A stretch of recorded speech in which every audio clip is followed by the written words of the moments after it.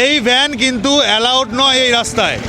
বন্ধুরা, বিগত বেশ কয়েকদিন ধরে সোশ্যাল মিডিয়া সহ মিডিয়ায় একটা কনফিউশনের সৃষ্টি হয়েছে। সেটা হলো যে কল্যাণী ব্যারাকপুর এক্সপ্রেসওয়ে দিয়ে বাইক চালানো যাবে না। আজকে কল্যাণী ট্রাফিক এবং কাপা ট্রাফিকের কাছ থেকে অ্যাকচুয়াল খবরটা নিয়ে কিন্তু আমি এই ভিডিওটা বানাচ্ছি। এই মুহূর্তে আমি দাঁড়িয়ে আছি কল্যাণী ব্যারাকপুর এক্সপ্রেসওয়েতে, কাপা মোড় থেকে একটুখানি এগিয়ে, এবং এখানে তোমরা দেখতে পাচ্ছ রাস্তা দিয়ে কিন্তু অনেক বাইক চলাচল করছে।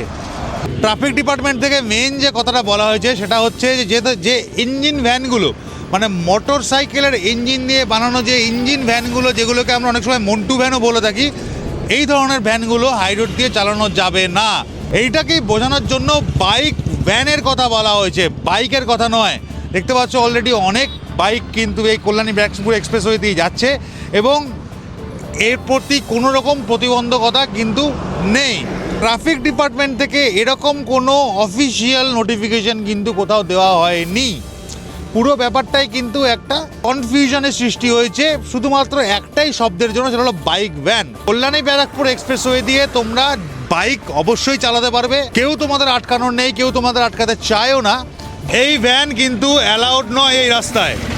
এই ভ্যান এই রাস্তায় অ্যালাউড নয়। এই ভ্যানকেই যেতে হবে সার্ভিস লেন দিয়ে, বাট বারণ করা সত্ত্বেও এই ভ্যান কিন্তু এই হাইওয়ে দিয়ে যায়।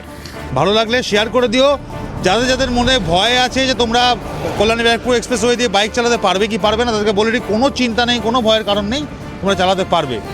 শেয়ার করো, ভিডিওটা শেয়ার করো যেন সবার কাছে পৌঁছে যায়।